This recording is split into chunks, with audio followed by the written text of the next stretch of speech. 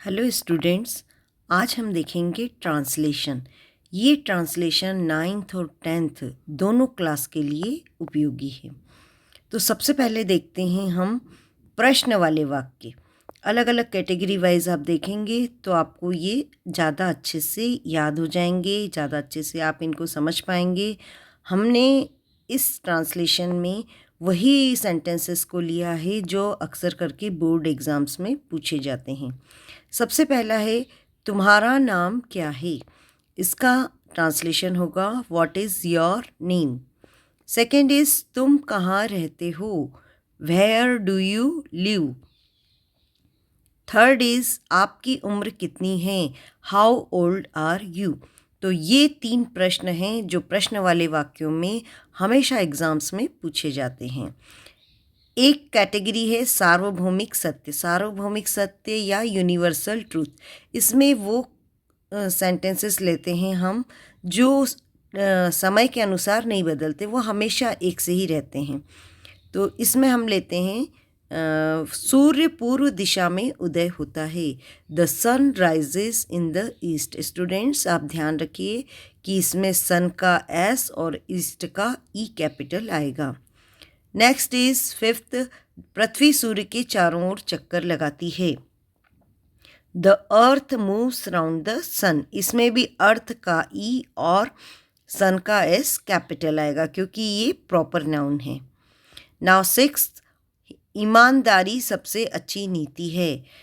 Answer is honesty is the best policy. अब हम देखते हैं नेक्स्ट प्रकार जिसमें किन से वाक्य बनता है, और इसमें फर्स्ट है मैं अंग्रेजी बोल सकता हूँ। तो I can speak English. English का ई कैपिटल लिखना है। नाउ क्या तुम मेरी मदद कर सकते हो, इसका ट्रांसलेशन होगा can you help me. Ninth is क्या आप तैर सकते हैं, और इसका ट्रांसलेशन होगा कैन यू स्विम। अब हम देखते हैं प्रेजेंट टेंस के। 10th, राम और श्याम मित्र हैं, Ram and Shyam are friends. और 11th में है मेरे पिताजी शिक्षक हैं, my father is a teacher. 12th, तैरना एक अच्छा व्यायाम है, swimming is a good exercise. And present perfect tense, इसमें हम आपको हैज़ या हैव वर्ब, हेल्पिंग वर्ब को यूज़ करना है, और साथ ही रहेगा इसका वर्ब का थर्ड फॉर्म। 13 है मैंने चाय नहीं पी है, I have not taken T. चाय के लिए हमेशा टेक कहा जाता है, ड्रिंक नहीं कहा जाता, ये ध्यान रखिएगा। नाउ 14, वह अपना कार्य कर चुका है, he has done his work. अब देखते हैं प्रेजेंट परफेक्ट कॉन्टिन्यूअस के कुछ इम्पोर्टेंट सेंटेंसेस जो एग्ज़ाम में पूछे जाते हैं। 15th है वे सुबह से नदी में तैर रहे हैं। तो इसमें प्रेजेंट परफेक्ट कॉन्टिन्यूअस में क्या होता है कि कुछ काम है जो चल रहा है, और एक पर्टिकुलर समय भी हम मेंशन करते हैं कि कब से चल रहा है, और उसके लिए हम सिंस और फॉर का यूज़ करते हैं। सिंस का प्रयोग कहाँ करेंगे, जहाँ समय निश्चित हो, और जहाँ अनिश्चित है वहाँ पर फॉर। तो हमेशा मॉर्निंग, इवनिंग, नाइट इन सब के लिए, और मंडे, ट्यूसडे ये सब आता है, या कोई डेट्स मेंशन की जाती है तो वहाँ हम सिंस का यूज़ करेंगे। 15th है वे सुबह से नदी में तैर रहे हैं, they have been swimming in the river since morning. 16 वह सुबह से क्रिकेट खेल रहा है, he has been playing cricket since morning. 17 वे 1 घंटे से मैच खेल रहे हैं, तो वे के लिए आएगा they have been playing match for 1 hour. यहाँ पर हमने 1 लिया है, तो आप ऐसा मत समझिए कि 1 2 3 4 आएगा, वहाँ 1 आएगा। अगर ये 1 o'clock होता तो हम यहाँ पर सिंस यूज़ करते, लेकिन यहाँ पर पीरियड ऑफ टाइम दे रखा है, इसलिए यहाँ पर आएगा 1 फॉर।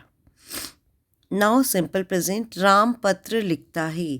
सिंपल प्रेजेंट में स्टूडेंट्स आपको पता है कि कोई हेल्पिंग वर्ब नहीं होती है। यहाँ पर यदि आपका सब्जेक्ट सिंगुलर है तो आपको वर्ब में एस लगाना है। तो इस पे अब क्वेश्चन नंबर 18 देखते हैं। राम पत्र लिखता है, राम राइट्स अ लेटर। 19 आप क्या चाहते हैं? What do you want? Question number 20 वह मुझे पहचानता है। He knows me. Next there से प्रारंभ होने वाले वाक्य। देयर से प्रारंभ होने वाले वाक्य कौन से होते हैं? ये कैसे पता किए जाएंगे कि इसमें देयर से शुरू होगा? स्टूडेंट्स, इसमें आपको हिंदी में जो लिखा रहेगा उसमें ज़रूर ऐसा रहेगा कि मैं हैं। जैसे देखिए आप 21 मेरी कक्षा में 50 विद्यार्थी हैं। कक्षा में 50 विद्यार्थी हैं, तो यहाँ में और है आता है। तो अगर ये प्लूरल के लिए है तो देयर आर लगेगा, और अगर सिंगुलर का है तो देयर इज आएगा। सो 21 मेरी कक्षा में 50 विद्यार्थी हैं। They are 50 students in my class. 22 मेरे विद्यालय में 40 शिक्षक हैं। They are 40 students in my school. 23 मेरे गांव में एक मंदिर है। There is a temple in my village. Now short sentences. Short sentence क्या होते हैं? बिल्कुल बहुत ही शॉर्ट सेंटेंस हैं जो हम डेली लाइफ में यूज़ करते हैं। 24 शोर मत करो। शोर मत करो, डोंट मेक अ नॉइज़। और इसको शॉर्ट ही करना है, इसलिए इसको यहाँ पर मैं डू नॉट नहीं लिखूँगी, डोंट ही लिखना है यहाँ पर। और ये नॉइज़ के पहले ए ज़रूर लिखना आप, डोंट मेक अ नॉइज़। कृपया दरवाज़ा बंद करो, प्लीज़ शट द डोर। यहाँ पर हम दरवाजे बंद करने के लिए शट का प्रयोग करते हैं। यदि ये विंडो होता, खिड़की होता, तो हम यहाँ पर क्लोज का प्रयोग करते हैं। ऐसा क्यों होता है? क्योंकि कोई भी चीज़ जब हम पार्शली बंद करते हैं तो उसे हम क्लोज करते हैं, और यदि कंप्लीटली बंद करते हैं तो वहाँ पर हम शट का यूज़ करते हैं। आप जब जो भी कंप्यूटर यूज़ करते हैं उन्होंने देखा होगा कि जब भी कोई एक विंडो बंद करनी होती है तो हम उस विंडो को क्लोज़ कर देते हैं। लेकिन अगर हमें जो कंप्यूटर लैपटॉप है हमारा बंद करना है तो हम उसको क्या करते हैं? शट डाउन करते हैं। तो शट डाउन करने के बाद में वो कम्प्लीटली बंद हो जाता है। इसी तरह से यहाँ पर खिड़की का और दरवाजे में भी यही लागू होता है। और सेकंड सेंस है स्टूडेंट्स इसका मोशन से। कोई चीज़ जब हम धीरे धीरे करते हैं तो उसके लिए क्लोज आता है, और जब तेज़ी से करते हैं तो वहाँ पर शट आता है।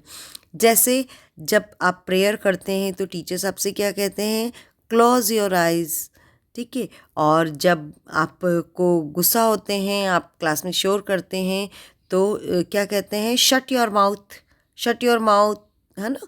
तो क्यों कहते हैं कि बिल्कुल बंद कर लो, मतलब जल्दी से बंद करो। और क्लोज योर आइज़ में हम प्रेयर कर रहे हैं, बहुत ही धीरे धीरे से आँखों को बंद करते हैं। तो ये मोशन का और पार्शली और कंप्लीटली पे डिपेंड करता है। अब क्वेश्चन नंबर 26, कृपया वहाँ मत जाओ, प्लीज़ डोंट गो देयर। यहाँ पर भी डोंट लिखेंगे और वहाँ के लिए लिखेंगे देयर। 27 वह मेरी सहायता करेगा। वह मेरी सहायता करेगा के लिए क्या आएगा? He will help me. ये फ्यूचर इंडेफिनिट टेंस हैं जिसमें कि विल और शेल का प्रयोग किया जाता है। और हिंदी में हम इसे कैसे पहचानेंगे? इसमें लास्ट में गा, गी, गे इस तरह से लिखा रहता है, और इसमें आप विल और शेल का प्रयोग करेंगे। शेल का प्रयोग हम सिर्फ आई के साथ करते हैं, आई और वी के साथ किया जाता है शेल का प्रयोग, और बाकी सब में आप विल का प्रयोग करेंगे। वह मेरी सहायता करेगा, ही विल हेल्प मी। वह पतंग उड़ाएगा, he will fly a kite. क्या सोहन आगरा जाएगा? अब चूंकि ये क्वेश्चन है, इंट्रोगेटिव सेंटेंस है, इसलिए आप इसमें हेल्पिंग वर्ब विल को आगे लिखेंगे। Will Sohan go to Agra. Sorry, मैं यहाँ पर क्वेश्चन मार्क लिखना भूल गई। आप ध्यान रखिए, क्या सोहन आगरा जाएगा में आपको will Sohan go to Agra, Agra के बाद क्वेश्चन मार्क पुट करना है।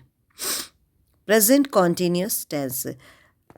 वर्षा हो रही है, वर्षा हो रही है, इट इज़ रैनिंग। क्योंकि इसमें ये नहीं बताया कि सुबह से हो रही है, कब से हो रही है, तो सिर्फ ये सिंपल प्रेजेंट कंटिन्यूस है। वह क्रिकेट खेल रहा है, ही इज़ प्लेइंग क्रिकेट। वह अपने पिताजी की मदद कर रहा है, he is helping his father. Present perfect tense, ये हमने जो आज ट्रांसलेशन लिए उसमें लास्ट है, इसमें पजेसिव लिए हैं हमने। पजेसिव यानी हमारे पास क्या चीज़ है, उसके लिए हम हैज़ और हैव का यूज़ करते हैं। मेरे 2 भाई हैं, आई हैव 2 ब्रदर्स। मेरे पास एक रेडियो है, तो क्या हो जाएगा, आई हैव अ रेडियो। मेरे पास 2 किताबें हैं, आई हैव 2 बुक्स। ठीक है स्टूडेंट्स, तो इस तरह से आपके ये टेंस ट्रांसलेशन कंप्लीट होते हैं और ये 9th और 10th दोनों ही क्लासेस के लिए इक्वली इम्पॉर्टेंट हैं। और भी आपके एग्ज़ाम के लिए यूज़फुल मटेरियल मैं शेयर करती रहूँगी। आप चैनल को सब्सक्राइब करिए, देखते रहिए, लाइक करिए और कमेंट बॉक्स में ज़रूर बताइए कि आपको और क्या रिक्वायरमेंट है, ताकि जो नेक्स्ट वीडियो हो वो आपके रिक्वायरमेंट के अकॉर्डिंग बना सकूं। Okay, thank you students.